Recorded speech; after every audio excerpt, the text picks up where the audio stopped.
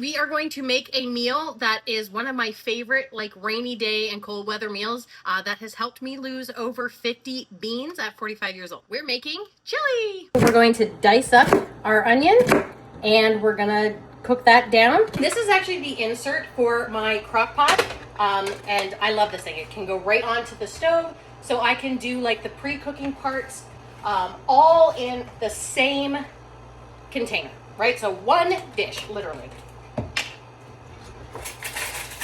All right, so to this, we're gonna add a big glob of garlic.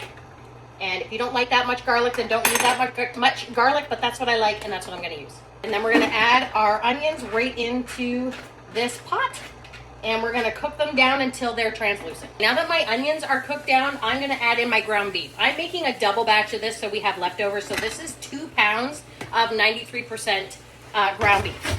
So we're just gonna break that all up and get it all mixed and cooked up. This would also be a great time to add your salt and pepper. Well, I've opened my kidney beans and my black beans. I'm gonna drain these and add them to the pot. Now I'm gonna open a can of diced tomatoes and I'm gonna put that right in. And then we're gonna take a big honking can of tomato sauce and put that in. If you wanna make your own sauce from fresh tomatoes, please do so. Then I'm gonna add 2 big globs of tomato paste. Okay, now we're going to add the last of our seasoning. So we're gonna add Italian seasoning, chili powder, and the key is cumin. I like to add lots of seasonings, but this is absolutely to your taste. So you add however much you want. All right, there she is, all mixed up. So that's ground beef with onions and garlic, tomato sauce, diced tomatoes, tomato paste, and then kidney beans and black beans. And if you are one of those purists, it's like beans don't belong in chili, then don't put it in your chili. But I'm making it with beans. So we're just gonna put the insert right into the crock pot. And I'm gonna grab the lid. There is my crock pot. This is the Hamilton Beach. If you want the link for it, let me know.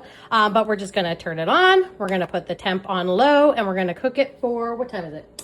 We're gonna cook it for 6 hours. So 6 hours on low is just gonna really let all those flavors mix together. And hi, you can see me. Yeah, so 6 hours on low in my crock pot. I'll see you later. All right, the chili is done and ready to dish up.